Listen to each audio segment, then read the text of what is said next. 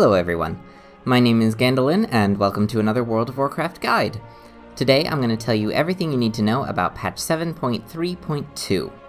But before I do that, I just wanted to say a huge thank you to everyone who subscribed to my channel. I hit 1,000 subs last week and I'm just blown away by the support. I really don't know how to express my gratitude other than to say 1,000 thank yous. If you're watching this video and aren't subscribed, what are you doing? Go hit that subscribe button and join in on the awesomeness. Alright, on to the video.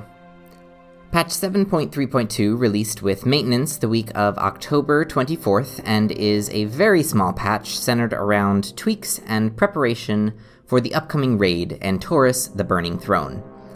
Most of the changes in this patch won't actually be seen until the raid releases, and as of this video, we still don't know when that will be.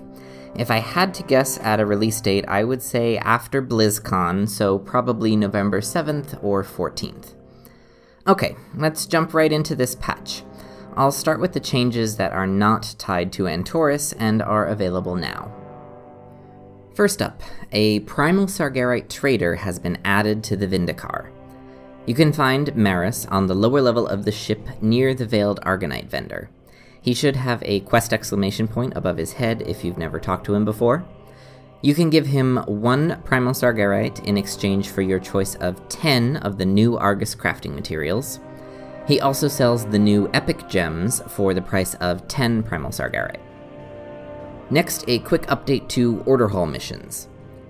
They've added 3 new ones that award the new champion armor sets that were added in patch 7.3. This should help you see missions that give those rewards more often. Next up are the class changes. There were a very small number of class changes made to certain specs in this patch, nothing major, a few talent and honor talent tweaks. Balanced druids and elemental shamans each had 1 artifact trait redesigned, and some other small updates here and there. To see the full list, check out the Wowhead link in the description box. They've compiled all the changes for you to read through. Also take a look at the link for the official patch notes. There are a few other small changes that they made that I didn't cover. The notes are very brief, so it won't take you long to look through them.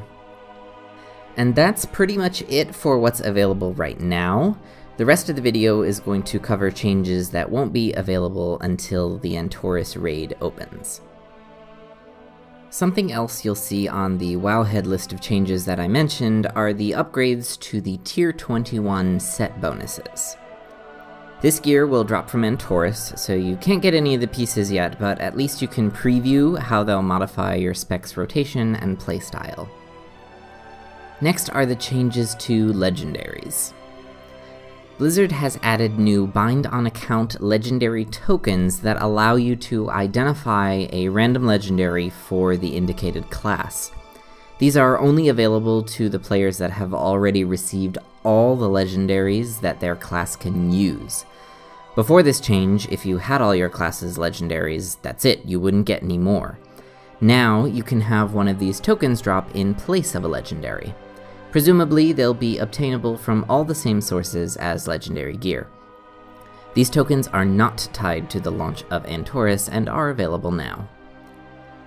There are also some updates to legendaries that will release with the raid. First, all new legendaries that drop will be item level 1000.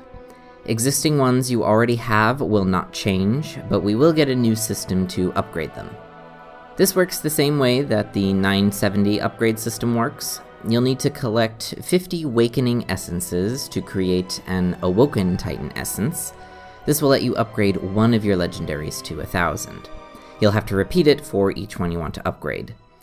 We'll probably get the Awakening Essences from similar sources as the last upgrade quest, meaning weekly Mythic Plus chests and PvP rewards, Antorus raid bosses, emissary caches, and the first Legion Heroic dungeon you do each day. There are also 2 new legendaries that will be available from Antorus.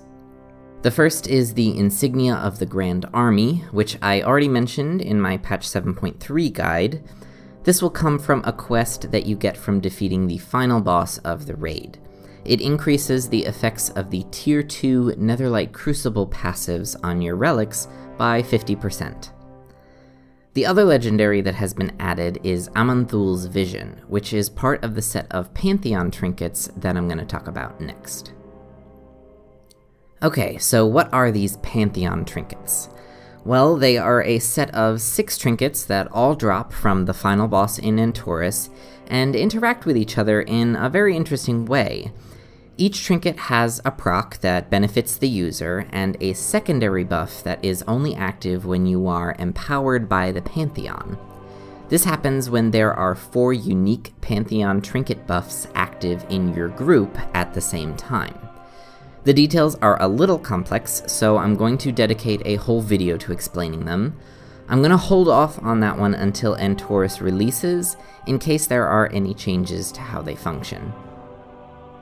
And there you have it. That's everything you need to know about patch 7.3.2. As I said at the beginning, this is a pretty small patch that's mostly focused on getting ready for the launch of the Antorus raid. So that's it for this video. If you found this guide helpful, go ahead and give it a thumbs up. Let me know down in the comments if you have any questions or if there's something you want me to cover. Make sure you follow me on Twitter at Gandalin1306. And if you haven't already, subscribe to my channel so you can see all my future videos. Thanks for watching, and I'll see you next time.